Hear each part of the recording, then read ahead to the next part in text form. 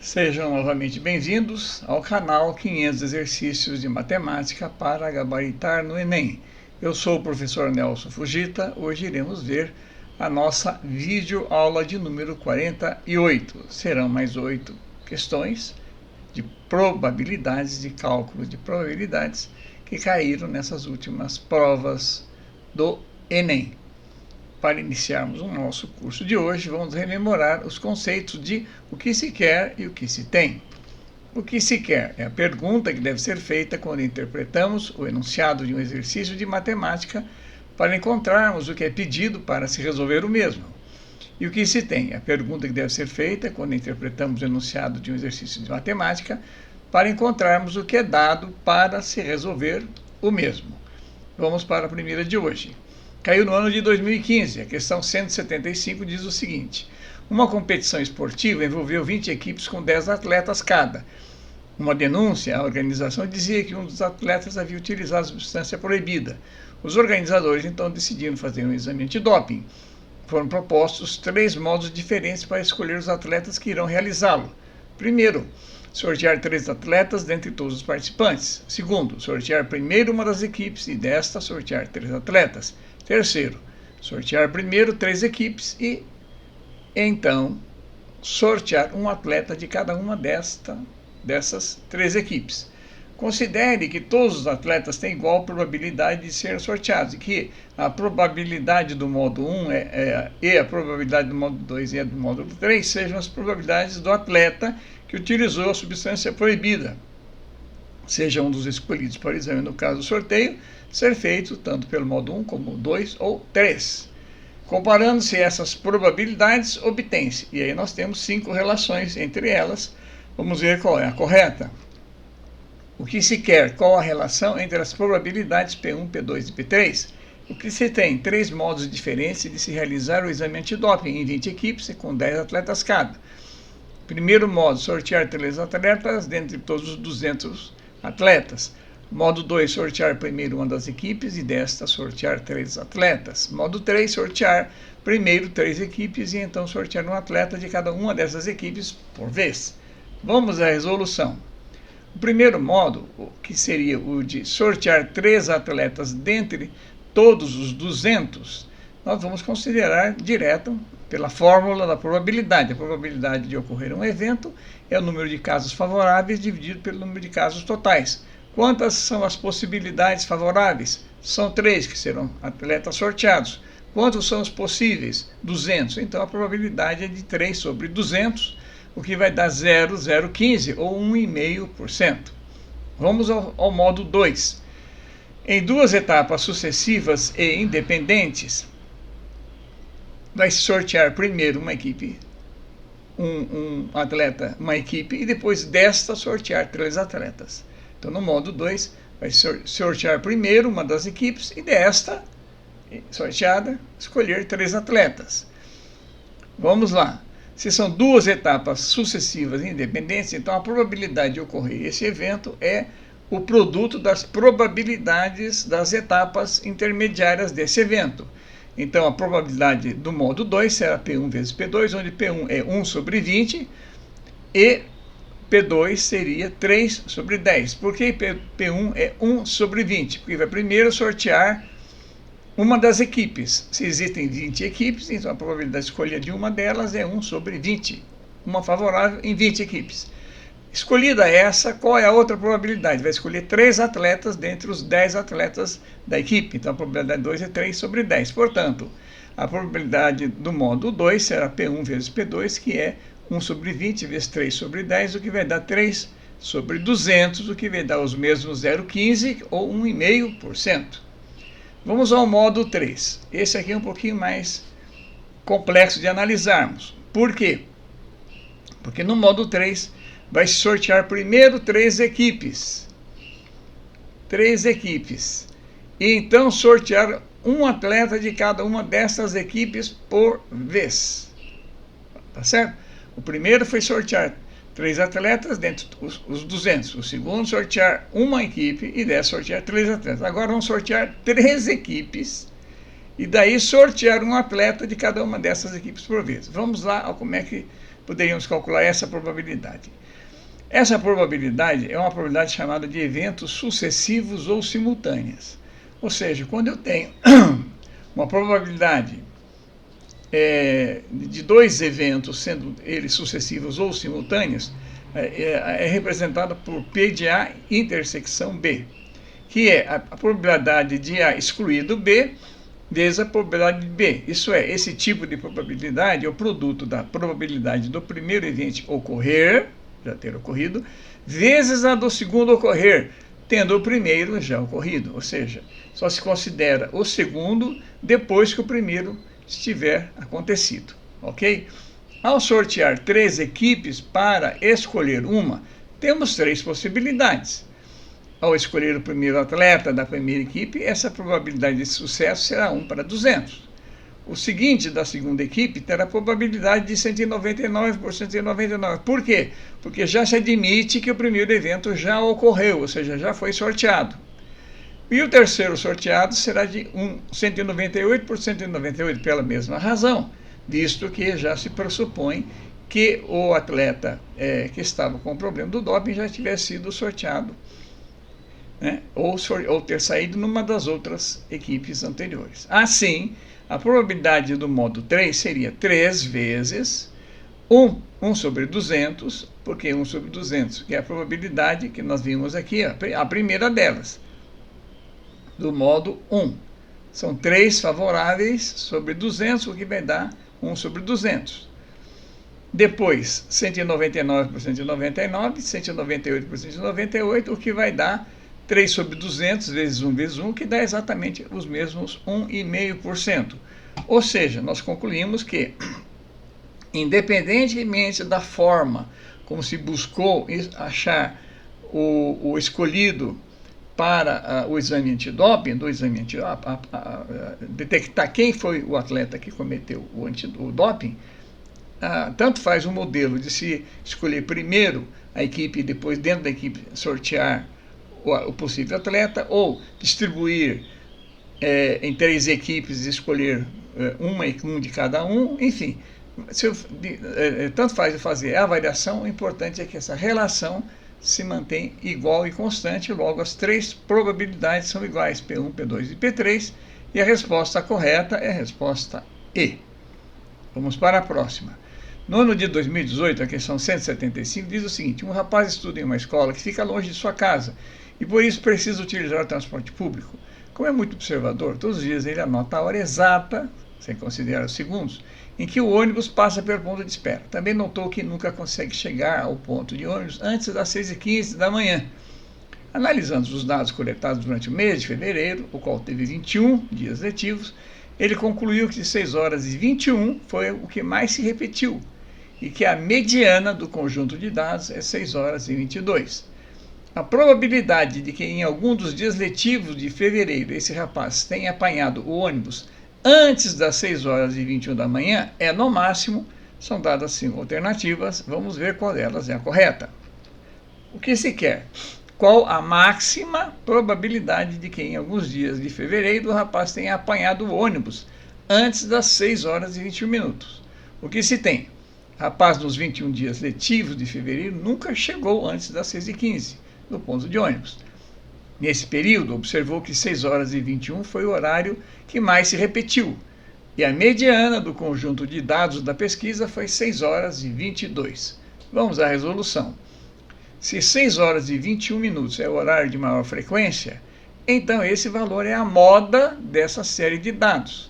O que é a moda? É aquele elemento de um determinado conjunto em que ele se repete por um maior número de vezes em relação aos demais. Se a mediana é 6 horas e 22 minutos numa série ímpar de 21 dados, então 6 horas e 22 é o 11º termo e único termo dessa série ímpar. Portanto, existem 10 valores distintos acima e 10 valores distintos abaixo de 6 horas e 22. Então, repetindo, a mediana é o ponto médio de uma série que eu ordeno do menor para o maior. Se eu fizer um ordenamento do menor para o maior, em 21 dados, o dado do meio, a mediana, será exatamente o 11º dado. ok? Porque é uma série de valores ímpares. Então existem 10 valores abaixo de 6,22. Vamos lá, se são 10 valores abaixo de 6,22, o 6,21 está exatamente ali, considerado imediatamente abaixo do 6,22. Então, se o rapaz nunca chegou antes das 6 horas e 15, então esse é o primeiro termo desta série. Assim, um exemplo do início da série até mediana seria 6,15, 6,16, 6,17, 6,18, 6,19, 6,20, 6,21, e aí repetiria 6,21 até chegar na mediana, que é 6,22. Então, nesse exemplo aqui, ó, nós temos 4 termos repetidos, 6,21, já que 6,21 é a moda dessa série. Mas poderia ser 4 vezes, poderia ser 3 vezes, ou poderia ser 2 vezes, porque a moda, fica claro que a moda é uma sequência, é o maior número de repetições. Mas vamos lá ao que o exercício pede. O exercício pede a máxima probabilidade. A máxima probabilidade significa que é a menor moda possível, para que eu tenha um maior número de eventos que ocorressem antes das 6h21, já que 6h21 é a moda, ok? Então, quanto menor for a moda, maior a quantidade de termos. Quanto maior for a moda, menor a quantidade de termos. Então, vamos ver qual seria a menor moda possível. Então, nesse exemplo, consideramos o número máximo de termos da moda como sendo 4. 4 de 6,21. Nesse exemplo, 1, 2, 3 e 4. Depois já, em seguida, 6,22. Visto que, teoricamente, outros termos poderiam se repetir em valores menores que a moda. Para encontrarmos a probabilidade máxima, teremos que considerar a moda mínima, que seriam apenas 3 termos. Por que 3 termos e não 2 termos? Visto que um dos termos anteriores a 6,21 poderia ser duplo. O exercício não falou, mas poderíamos imaginar que um desses valores aqui, entre 6,15 e 6,21, desses daqui poderia ser dobrado, ok? Portanto, se dos 10 termos abaixo da mediana, 3 são 6,21, que seria o valor mínimo possível para essa moda, então existirão 7 possibilidades favoráveis em 21 termos. Quais seriam os 7? Olha, se eu tiver aqui, ó, vamos contar de trás para frente. Se eu tiver 1, 6,21, 6,21, 6,21, 3, tá certo? Agora eu teria abaixo disso 1, 2, 3, 4, 5, 6, 7. Então são 7 favoráveis que vão me permitir ter uma máxima possibilidade de ocorrer o evento antes das 6h21. 7. Em quantos termos possíveis, totais? 21 termos, tá certo? 21 termos, que foi a série pesquisada. Então, 7 em 21, resposta D. 7 possibilidades em 21, ok? Muito interessante essa questão. Chamou atenção porque relembrou conceitos importantes de estatística, de moda e mediana. Vamos para a próxima. Também no ano de 2018, a questão 159 diz o seguinte: o gerente do setor de recursos humanos de uma empresa está organizando uma avaliação em que uma das etapas é um jogo de perguntas e respostas. Para essa etapa, ele classificou as perguntas pelo nível de dificuldade, em fácil, médio e difícil, e escreveu cada pergunta em cartões para colocação em uma urna. Contudo, após depositar 20 perguntas de diferentes níveis na urna, ele observou que 25% delas eram de nível fácil. Querendo que as perguntas de nível fácil sejam a maioria, o gerente decidiu acrescentar mais perguntas de nível fácil à urna, de modo que a probabilidade do primeiro participante retirar aleatoriamente uma pergunta de nível fácil seja de 75%. Com essas informações, a quantidade de perguntas de nível fácil que o gerente deve acrescentar à urna é igual a 10, 15, 35, 40 ou 45. Vamos ver qual delas é a correta. O que se quer? Qual a quantidade, X, de perguntas de nível fácil que o gerente deve acrescentar à urna? O que se tem? 20 perguntas iniciais de diferentes níveis depositadas na urna, sendo que 25% delas são do nível fácil. X perguntas do nível fácil deverão ser adicionadas à urna para que um candidato aleatório tenha probabilidade de 75% de retirar uma pergunta de nível fácil desta urna. Então vamos à resolução. Se nas 20 perguntas iniciais, 25%, o que é 25%? É um quarto, né? 25 sobre 100 simplificando 1 sobre 4. 1/4 dessas perguntas todas eram de nível fácil. Se eu tenho 20 perguntas, 1/4 de 20 é 5. Portanto, 5 delas eram de nível fácil. O que fez o gerente? Acrescentou X perguntas do tipo nível fácil à urna, chacoalhou aquilo e o que ocorreu? Ao acrescentar X perguntas de nível fácil na urna, o total destas, das nível fácil, passará a ser 5 que já existiam, mais X. Enquanto o total de perguntas seriam as 20 que já existiam, mais as X que foram acrescentadas. Então eu tenho perguntas de nível fácil, X mais 5. Perguntas totais, X mais 20. Como é que eu calculo a probabilidade? A probabilidade de ocorrer uma pergunta de nível fácil é o quê? É o número de termos favoráveis para o fácil, que é, quem que é termo favorável? X mais 5, dividido pelo número total de possibilidades, que é X mais 20, como nós vimos. Portanto, 75%, ou 0,75, é igual a esse número, X mais 5, dividido pelo total X mais 20. Isolando, passo o X mais 20, que está no denominador da fração do segundo membro, para o primeiro, fica X mais 20 vezes 0,75, igual, o que sobrou no segundo membro? X mais 5. Portanto, 0,75 vezes x dá 0,75, mais 0,75 por 20 dá 15, igual a x mais 5. Isolando, passando o 0,75 por lá, fica 0,25, passando o 5 para o primeiro membro, fica menos 5, 10, 0,25x igual a 10, portanto, x igual a 40, e a resposta correta é a resposta B, ok? Se vocês quiserem daí fazer uma prova real, basta partir da resposta para checar se de fato isso ocorreu, não é? Então, se temos 40 questões de nível fácil acrescentadas, e já haviam 5 delas, ficaram 60 questões. Das 60 questões, nós já tínhamos 5 fáceis, com mais 40, 45. 45 dividido por 60 dá 75. 0,75 ou 75%. Ficou claro? Basta fazer uma pequena prova real e comprovar que, de fato, a resposta é D, resposta 40. Vamos para a próxima. No ano de 2015, a questão 180 diz o seguinte: em uma central de atendimento, 100 pessoas receberam senhas numeradas de 1 até 100. Uma das senhas é sorteada ao acaso. Qual é a probabilidade da senha sorteada ser um número de 1 a 20? 1 sobre 100, 19 sobre 100, 20 sobre 100, 21 sobre 100 ou 80 sobre 100? Vamos ver qual delas é a correta. O que se quer? Qual a probabilidade da senha sorteada ser um número de 1 a 20? O que se tem? Senhas numeradas de 1 a 100? Resolução. Para resolver temos várias formas de resolver, mas acho que uma das mais simples é a seguinte: vamos agrupar esses grupos dessas 100 senhas em 5 grupos. Por quê? Porque daí 1 a 20 ficaria num desses grupos.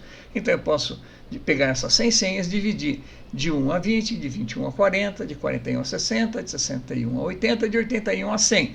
Portanto, estaria aqui retratado esse conjunto em 5 intervalos, de 1 a 20, incluindo o 1 e o 20, 21 a 40, incluindo o 21 e o 40, e assim sucessivamente até chegarmos ao 100. 5 grupos com a mesma quantidade de termos, ou seja, de 20, lotes de 20 agrupados em 5 lotes, no total 100 senhas.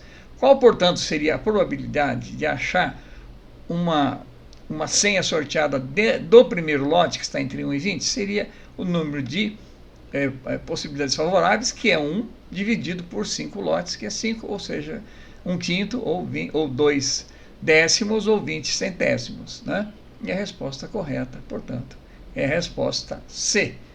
1/5, 20% ou 20 sobre 100. Ok? Vamos para a próxima. No ano de 2012, a questão 138 diz o seguinte: em um jogo, há 2 urnas com 10 bolas de mesmo tamanho cada uma. A tabela a seguir indica as quantidades de bolas de cada cor em cada urna. Então, vejam, nós temos as cores amarela, azul, branca, verde e vermelha. Está aqui já em ordem alfabética. A urna 1 é 4, 3, 2, 1, 0. A urna 2 é 0, 1, 2, 3, 4. Veja que são os mesmos valores, apenas em ordem oposta, tá certo? aquela bola que tinha maior quantidade na urna 1 passa a ter a menor na urna 2. Aquela que tem maior na urna 2 tem a menor na urna 1. Por exemplo, vermelha tem 0 na urna 1 e 4 na 2. A amarela tem 4 na 1 e 0 na 2. Observe que a soma dessas bolas nas duas urnas são iguais a 4 sempre. Ok? Muito bem. Uma jogada consiste em: primeiro, o jogador apresenta um palpite sobre a cor da bola que será retirado por ele da urna 2. Então, o jogador vai enfiar a mão na urna e vai extrair uma bola aleatória. Tá certo? Ele, antes de fazer essa colocação, ele vai dizer: a bola tem a cor X. Ele vai dizer qual é a cor dele. Muito bem. Então, ele deu o palpite. E fez o quê? Retirou a bola da urna 2. Não, que ele vai retirar na urna 2. Então, o que ele vai fazer? Ele retira aleatoriamente uma bola da urna 1 e a coloca na urna 2, misturando-as com que as lá estão. Então, veja bem, o primeiro, ele escolhe a cor. Segundo, aí sim, ele vai lá e retira uma bola da urna 1 e a deposita na urna 2 e mistura todas as demais que estão lá. Em seguida, depois de misturar, ele retira também aleatoriamente uma bola dessa urna 2, onde ele colocou aquela bola da urna 1. E aí sim, se a cor da última bola que ele retirou for a mesma do palpite, ele ganha o jogo. Então a pergunta é: qual a cor que deve ser escolhida pelo jogador para que ele tenha a maior probabilidade de ganhar? Azul, amarela, branca, verde ou vermelha? Vamos à resolução. O que se quer? Qual a cor escolhida pelo jogador para que ele tenha a maior probabilidade de ganhar? O que se tem? Tabela mostrando as 10 bolas contidas em cada uma delas, em cada uma das duas urnas, seguindo os pares ordenados. Eu coloquei em branco o que se refere à urna 1 e amarelo à urna 2. Então, a cor amarela continha 4 na urna 1 e 0 na urna 2. 4 na urna 1, 0 na 2. Azul, 3 e 1. 3 e 1. A branca, 2 e 2. 2 e 2. A verde, 1 e 3. E a vermelha, 0 e 4. Descrição da jogada. O jogador dá um palpite sobre a cor provável da bola que será retirada no final. Retira-se uma bola da urna 1 e a recoloca na urna 2, revirando-se, chacoalhando-se, né? A urna, revirando-se as bolas. C. Retira-se outra bola aleatória da urna 2 e confere a cor do palpite. Vamos à resolução. A cor de maior probabilidade de sair na primeira operação, qual é a primeira operação? Retira-se uma bola da urna 1. A bola da urna 1, a que tem mais bolas, é a amarela. Né? Das 10 bolas, ela tem 4 aqui. Então, a maior probabilidade é amarela, ou seja, a probabilidade de ocorrer amarela é 4 em 10, seguida da azul, que tem 3 em 10. Já a cor de maior probabilidade de sair na segunda operação, que é o que o exercício quer saber, na urna 2, é a vermelha. Por quê? Porque na vermelha a probabilidade será 4 em 11. Haviam 10 bolas na urna 2. Ele retirou uma da urna 1 e jogou na urna 2. Então passaram a ser 11 bolas. Já existiam lá 4 vermelhas. Na urna 1 não havia nenhuma vermelha, então a probabilidade de ocorrer a bola vermelha ali era nenhuma. Portanto, ele acrescentou uma de uma outra cor. Poderia ser amarela, com maior probabilidade, depois azul, depois branco ou verde. Tá claro? Muito bem. Então aqui nós ficamos na urna 2 com 4, e aqui poderia 3, 2, 1 ou 0, poderia ser 1 aqui, e 1, 2, 3, ou poderia ser 0, 2, 2, 3, ou poderia ser 0, 1, 2 e 4 e 4. Ok? Essas são as possibilidades na urna 2, depois que ele retirou uma bola da urna 1 e colocou na urna 2. Então vejam bem, a probabilidade de ocorrer a vermelha foi a maior aqui, 4 em 11. Por quê? A verde teria 10% apenas de chance aqui, ó, de sair nessa primeira escolha, 1 sobre 10. E depois ser colocada aqui, para daí chegar a 4. Então a probabilidade da verde ocorrer é bem menor que a da vermelha, que já teria ocorrido, porque são 4 em 11. Então, a probabilidade máxima que a verde poderia alcançar seria eventualmente 4 em 11, mas a probabilidade dela ser sorteada aqui é mínima, é 1 sobre 10. Já a branca teria uma probabilidade de 2 em 10 aqui, 50%, de 2 em 10, perdão. Metade da probabilidade da amarela de ser extraída e jogada na urna 2. Porém, se eu acrescentar uma bola amarela uma bola branca ao conjunto aqui, ficaria 0, 1, 3, 3 e 4. Portanto, a probabilidade da branca também seria menor que a da vermelha, 3 em 11. Então, desta feita, a única bola que vai ter a maior chance é a bola vermelha, porque tem uma probabilidade de sair de 4 em 11. Ok? Bem inteligente essa questão, tem que prestar atenção no que estabelece o enunciado da questão. Vamos para a próxima. Também no ano de 2012, a questão 174 diz o seguinte: José, Paulo e Antônio estão jogando dados não viciados, nos quais em cada uma das 6 faces há um número de 1 a 6. Cada um deles jogará 2 dados simultaneamente. José acredita que após jogar seus dados, os números das faces voltadas para cima lhe darão uma soma igual a 7. Já Paulo acredita que sua soma será 4. E Antônio acredita que sua soma será 8. Com essa escolha, quem tem a maior probabilidade de acertar sua resposta, sua respectiva soma, é Antônio, José e Antônio, José e Antônio, José ou Paulo.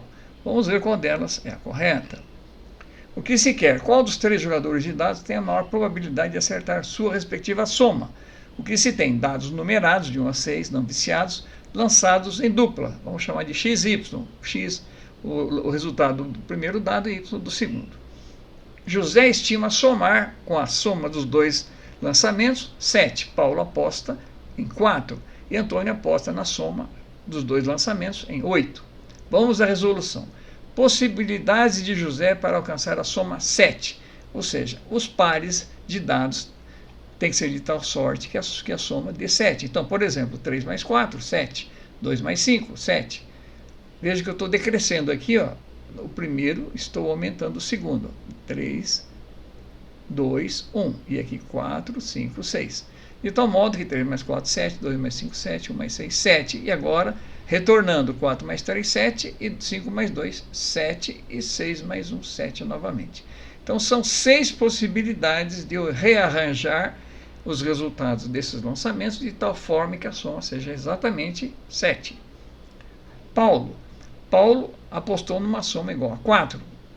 Nesse caso, quantas possibilidades tem? Os 2 lançamentos serem exatamente igual a 2, 2 e 2, ou 1 e 3, ou 3 e 1. Existem apenas essas 3 possibilidades para dar a soma 4. E Antônio apostou na soma 8. Temos aqui 4 com 4, 5 com 3, 6 com 2, 2 com 6, que é a simétrica dessa, 3 com 5, que é a simétrica dessa, e 4 com 4 não tem mais, porque já ocorreu. Portanto, existem 5 possibilidades. Então, quem é que apresentou a maior possibilidade? Foi José. E a menor, Paulo. E depois Antônio. Como existem 6 vezes 6, ou seja, 36 combinações possíveis de eu achar o resultado, porque um dado me produz 6 possibilidades, o outro também 6. Então, 6 vezes 6 são 36 combinações de pares XY. Então, dessas 36 combinações possíveis, José está trabalhando com 6 possibilidades. Então, ele tem uma probabilidade de 6 sobre 36, ou 1 sobre 6. Já Paulo, apenas 3 em 36, ou 1/12. E Antônio, né, 5 em 36. Então, a probabilidade de Antônio, 5 em 36, portanto, a maior delas é a de José, e a resposta correta é a resposta D, que diz assim: José, já que há 6 possibilidades para formar sua soma, 5 possibilidades para formar a soma de Antônio e apenas 3 para formar a soma de Paulo, como nós já tínhamos demonstrado. Ok? Vamos para a próxima. No ano de 2019, a questão 173 diz o seguinte: em um determinado ano, os computadores da Receita Federal de um país identificaram como inconsistentes 20% das declarações de imposto de renda que lhe foram encaminhadas. Uma declaração é classificada como inconsistente quando apresenta algum tipo de erro ou conflito nas informações prestadas. Essas declarações, consideradas inconsistentes, foram analisadas pelos auditores, que constataram que 25% delas eram fraudulentas. Constatou-se ainda que, dentre as declarações que não apresentaram inconsistências, 6,25% eram fraudulentas. Qual é a probabilidade, nesse ano, a declaração de um contribuinte ser considerada inconsistente, dado que ela já era fraudulenta? Olha que pergunta super interessante, tá certo? Vamos repetir aqui. A declaração pode ser classificada como inconsistente quando for um erro técnico, um descuido, um erro invertido, uma informação trocada. Ela é chamada de inconsistente. Então não quer dizer que o indivíduo que fez essa declaração já fez com intenção de fraudar a Receita. Muito bem. O que acontece? 20% de um total dessas declarações foram consideradas inconsistentes. 20%. Dá 100, 20%. Muito bem, dá 100%. Ao auditar esses 20%, constatou-se que apenas um quarto, ou seja, 25% de fato eram fraudulentos. O resto foi um descuido, um erro, uma informação equivocada. Constatou-se ainda, agora veja bem, que aquelas que não tiveram nenhuma inconsistência, aquelas que passaram pelo crivo, dessas 6,25 eram fraudulentas. Então veja a pergunta: qual é a probabilidade, esse ano, a declaração de um contribuinte ser considerada inconsistente, visto que já era fraudulenta? Veja que é o contrário que o exercício pede, quer dizer, quero saber das fraudulentas quantas eram inconsistentes. 005, 010, 011, 25, 031, 25 ou 050? Vamos à resposta. O que se quer? Qual a probabilidade da declaração de um contribuinte ser considerada inconsistente, dado que, nesse mesmo ano, foi considerada fraudulenta? O que se tem? A Receita Federal identificou como inconsistentes 20% das declarações de renda entregues por conta de algum tipo de erro ou conflito de informações. Auditores analisaram as declarações inconsistentes e verificaram que 25% delas eram fraudulentas. O lote restante em que não houve inconsistência, 6,25% foram fraudulentas. Então vamos à resolução. Se 25% dos 20% de inconsistente eram fraudulentos, então a probabilidade de encontrarmos uma fraudulência, né, uma declaração com fraude, foi a probabilidade de ocorrer a primeira probabilidade vezes a segunda. O que é a primeira probabilidade? É 20% do total é inconsistente. E depois 25% é fraudulento. Então, 0,25 vezes 0,20, o que vai dar 0,05. Ou seja, 5% do total são fraudulentas. Ok? Partindo das inconsistentes. Se agora, partindo das que foram detectadas fraudulentas, se 6,25% dos 80 restantes são fraudulentos, então 0,625 vezes 0,80, que é também 0,05, ou seja, 5% do total que não são consistentes são fraudulentos. Então veja bem, indo por um caminho, separando os 20% das inconsistentes daquelas 100, detectou-se que havia fraude em 25%, o que deu 5% do total, porque 25% de 20, um quarto de 20 é 5%. Partindo do outro raciocínio, sobraram 80 daquelas que não tinham inconsistência nenhuma, mas ao se apurar, se encontrou 6,25% de fraude, enquanto que sobraram do total 80%. Então, 0,625, a probabilidade de ocorrer esse evento é o produto das possibilidades de cada etapa. Então, 0,625 vezes 0,8, o que deu também 0,05, igual 5% e 5%. Indo pelas inconsistentes ou indo pelas fraudulentas, o resultado deu exatamente o mesmo. Portanto, existem 10% de fraudes no total das declarações, sendo a metade oriunda das inconsistentes e a outra metade das fraudulentas, detectadas inicialmente. Assim, essa probabilidade será de 1 para 2, ou seja, meio ou 50%. Tá certo? A probabilidade dela ser inconsistente, dado que já era fraudulenta, é de 50%. Né? 50% quando nós havíamos 5 ou 5, indo por um caminho ou por outro, e a resposta correta é a resposta E, 0,5. No ano de 2012, a questão 164 diz o seguinte: em um blog de variedades, músicas, mantras e informações diversas foram postados contos de Halloween. Após a leitura, os visitantes poderiam opinar, assinalando suas reações em divertido, assustador ou chato. Ao final de uma semana, o blog registrou que 500 visitantes distintos acessaram essa postagem. O gráfico a seguir apresenta o resultado da enquete. Então temos aqui um gráfico, está lá divertido 52, assustador 15, chato 12, não opinaram 21. O administrador do blog irá sortear um livro entre os visitantes que opinaram na postagem Contos de Halloween. Sabendo que nenhum visitante voltou mais de uma vez, a probabilidade de uma pessoa escolhida ao acaso entre os que opinaram ter assinalado que o conto entre a probabilidade de uma pessoa escolhida ao acaso entre as que opinaram ter assinalado que o conto Contos de Halloween é chato é mais próxima de. Aí são dadas 5 alternativas, vamos ver qual delas é a correta. O que se quer? Qual a probabilidade de uma pessoa escolhida ao acaso dentre os que opinaram, ter classificado o livro de chato? O que se tem? Um gráfico mostrando a distribuição da opinião dos visitantes. Divertido, 52%. Assustador, 15%. Chato, 12%. Não opinaram, 21%. Vejam bem, o enunciado já propositalmente nos leva, nos induz a pensar assim, ora, se 12% acharam que é chato, o que o exercício está querendo saber? 12% é 12%. 12 de 100, 12%. Então, qual a probabilidade escolhida ao acaso? É 12%. Não. Não, vamos ver o porquê não é. Dos 500 visitantes do site, 12% ou 60 pessoas, 12 de 500 é 60, 0,12 vezes 500 dá 60, votaram em chato. 21% não opinaram.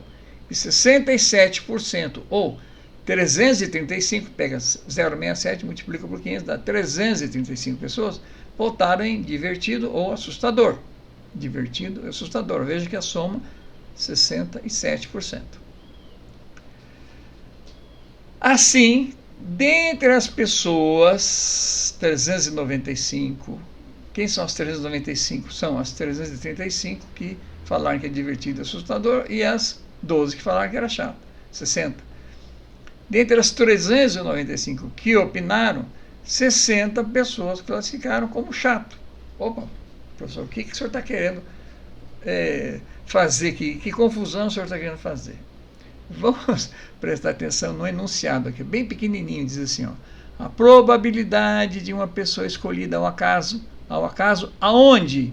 Entre as que opinaram. Opa, não foi dentre as que foram pesquisadas, as que opinaram. Olha aqui, até coloquei em detalhe aqui, dentre os que opinaram. Veja que não opinaram 21%. Então estão fora desse espaço amostral os 21 que não opinaram. Só sobraram o quê? Para analisarmos os 79. Dos 79, 12 sim é que disseram que era chato. Então eu faço a relação ou 12 por 79, ou faço 60 por 395, que é a mesma que a correspondência em número de pessoas, tá certo? De entrevistados. Então, 12% de 500 deu 60, 67% de 500 deu 395, a relação de 60 por 395, que é a mesma aqui de 12 por 79, é de 6 por 39,5, se fosse exatamente 6 por 40, daria 0,15 ou 15%. Portanto, a resposta não é 12, e sim 15%, resposta D. Ficou claro? Sacaram a pegadinha? Então, cuidado com essas provas do Enem e da interpretação de texto. É mais importante o conhecimento do texto, o conhecimento da língua portuguesa, do que de matemática, para resolvermos essas questões. Bom, com isso nós fizemos as 8 questões programadas sobre cálculo de probabilidades. Vão restar apenas mais 5 que ficarão para a próxima aula e o encerramento do curso. Aqueles que ainda não tiveram a oportunidade de se inscrever, se inscrevam no canal, porque estamos ainda pensando em divulgar novas questões importantes para a prova do Enem de Matemática, que está próxima de ocorrer. Agradeço mais uma vez a atenção de todos e espero para uma próxima aula brevemente. Obrigado.